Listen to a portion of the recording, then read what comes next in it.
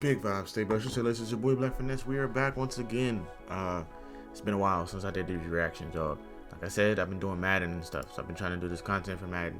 So now that I'm back, actually, so this is we're back to Military Mondays. And this one is why an aviator wing walked during a dogfight. Just came out 9 days ago. Okay. This is obviously a World War II kind of talk. I don't typically know the full story. Obviously, no one knows the full story, so I'm really just here to listen for real. So, forgive my ignorance. So, I don't want to tell no one what they went through or what they didn't go through and stuff like that, because it's obviously a war situation. It's very traumatizing. So, let's get into it. It's the 26th of April, 1944, and in dark skies over France, 21-year-old flight officer Fred Mifflin is at the controls of his Lancaster bomber. He's in one of These are young people flying bombers planes in the air tonight to take out critical targets in Germany, and German radar knows they're coming. A specially adapted Bf-110 with guns that point up eases under an unsuspecting Lancaster and fires. Sheesh. Inside of the cockpit of Mifflin's bird, the crew see a flash to the left, and the unmistakable form of a Lancaster on fire lights up the night sky. I'd be scared, dog. Crew like, imagine being that high and you can't even goes down. Like, you gotta crash land. The Lancasters are lost the same way this evening. Come on, bro. Approaching the target, Miff gets on the intercom and tells everyone to get ready. Get ready, men. Coming close. I like the animations, Behind though. Miff sits flight engineer Norman Jackson. Jackson has to jump up and fold the seat over as the bomb aimer scrambles forward and gets into position. The Lancaster is rocked, and the darkness is illuminated by flak as they get closer to the German factories. The plane lurches, and a cry comes over the intercom. We're hit! Flak has erupted nearby and has damaged the wing of the Lancaster, but Miff is a calming voice. Don't worry, boys. I've still got her under control. 60 seconds. Flares on the ground dropped by pathfinders illuminate the target. There's the spot bomb aimer. Plane is yours. The bomb aimer peers through the sight, and as it slowly drifts over the flares that have been dropped earlier, the bomb aimer hits the release. Bombs away. They release the ordnance over the factory. Plumes of fire erupt as the bombs hit the ground. Miff takes back control of the plane and turns for home. Alone in the darkness is what they're all praying for. At higher altitudes now, the German radars pick up the large British planes with ease. And on this night, they're directing a squadron of night terrors, the FW-190s. It's like little bugs, man. And these you can't really hit them. Specially adapted for hunting at night. They're like jets. Upon receiving instruction from the ground, an FW-190 pilot quickly spots the lumbering British plane in the moonlight. It's the perfect night for a hunt. The Lancaster has radar, but it's slung underneath the plane. From up high, the FW-190 is almost invisible. Inside the night fighter, the German pilot eases the nose forward, and in the clear moonlight, he sees the distant form of the Lancaster drift into his sights. I have you now. His finger hangs over the release as he moves within 50 meters and presses the trigger and lets loose with all he has. Cannons and machine guns shatter and pound, and he sees tracers snake out towards the tail of the bomber. I'm hit. The German 20mm shells have plowed through the tail, and tail gunner Norman Johnson is now badly injured. There's another. The turrets of the Lancaster erupt in return, but the German pilot disengages, pulls up, and disappears into the gloom. Keep them peeled, boys. He's out there somewhere. Come on, imagine not being able to get home, The dog. You're on one mission. Appears from 5 o'clock level position, and then fires a burst along the entirety of the bomber's length, punching through the fuselage and hitting the right wing. Without a tail gunner, Miff knows he's got to work hard if the crew are going to get out of this one. Hold on, men. He pushes a massive bomber into a dive and a turn, performing a corkscrew maneuver through the air in an attempt to throw off the 190. Mifflin is a great pilot, but the 190 is an incredible piece of machinery, and against the Lancaster, it can easily keep up with its superior agility and speed. Because it's 190 follows, firing all across the aircraft. A shell strikes right next to the cockpit, and pieces of shrapnel pepper Norman Jackson's legs. He winces with pain, but as he does so, he sees the cockpit illuminated as fire bursts out of the holes in the wing right next to the engine. We're on fire. The remaining turret fires with all he has at the 190, but then the enemy pilot disengages once again and disappears into the dark. That shit is scary, dude. You got one job. Not for long. Check on Johnson. Like, one job is to drop the Jackson bomb. You watches can never the come fire back. expand, gushing out of the many cannon strikes across the wing. If it burns for too long, it will snap the wing in half or cause the fuel tank to explode. But despite his injuries, he has a crazy idea. Toft, Higgins, come over. Ignoring his leg wound, Jackson calls for the crew and tells them his bold plan. I can go out there. Where? He plans to get out of the aircraft, crawl along the outside of the wing, and put out the fire.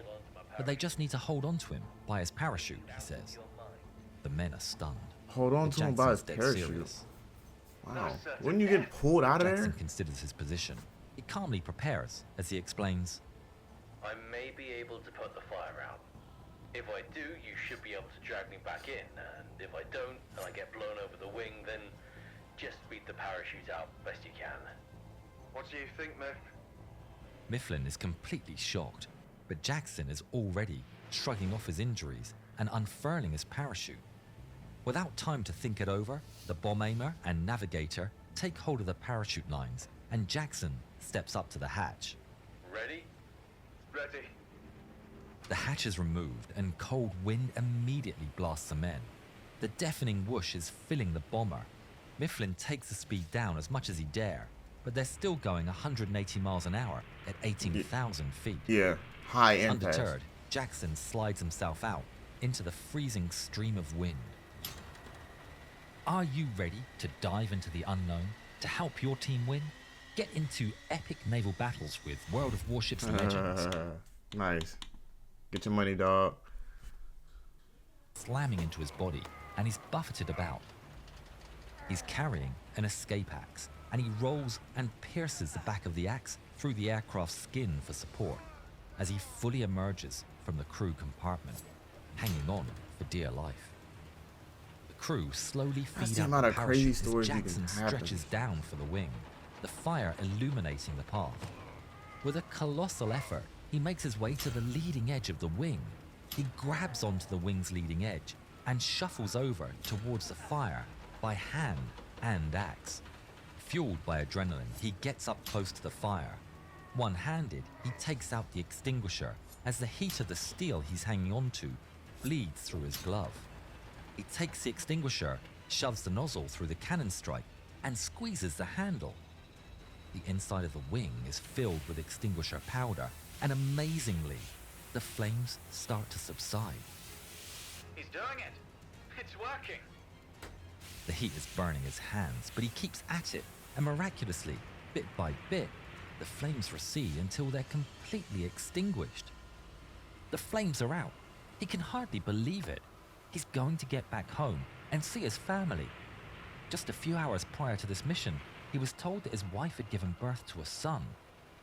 But, up above, someone else sees the flames go out. It drifts down once again.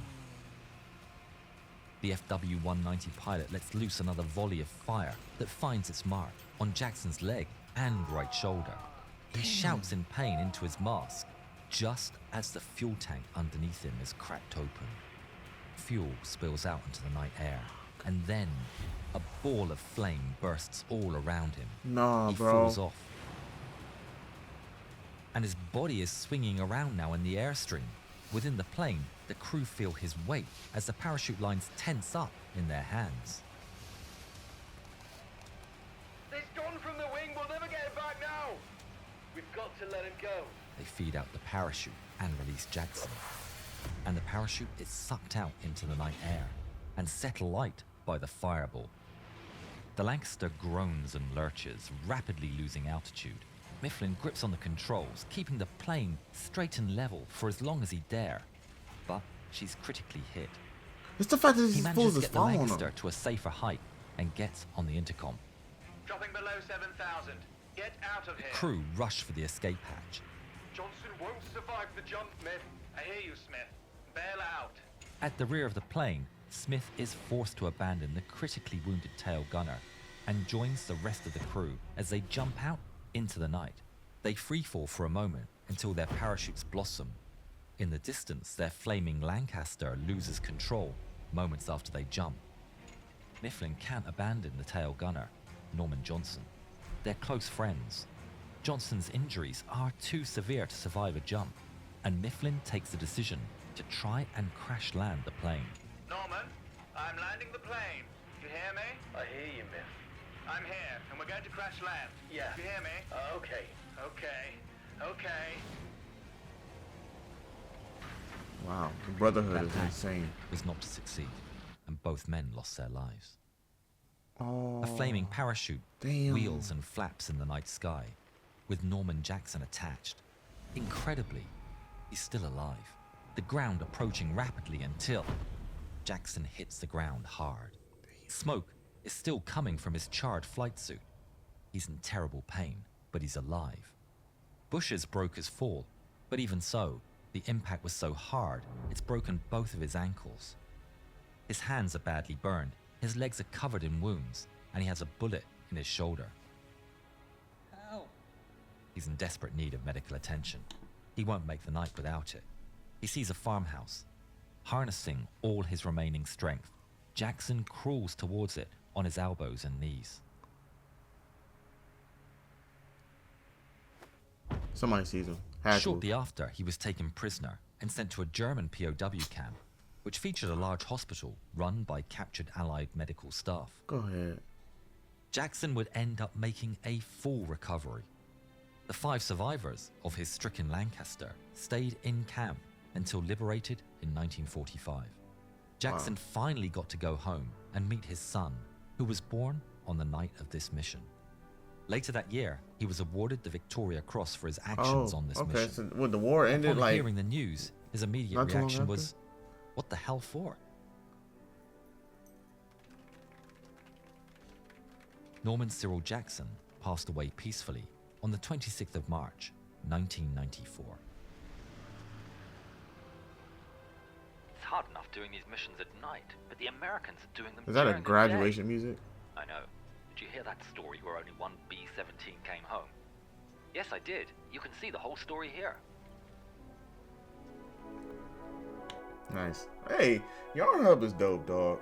That is a very interesting story. He managed to survive trying to save his teammates, even though, like, you know, I get it. The pilot didn't want to leave the tail gunner behind because, you know, the injuries was too great. I understand, dog. But heroes, dog. Comment, like, subscribe down below. It's WW2 video.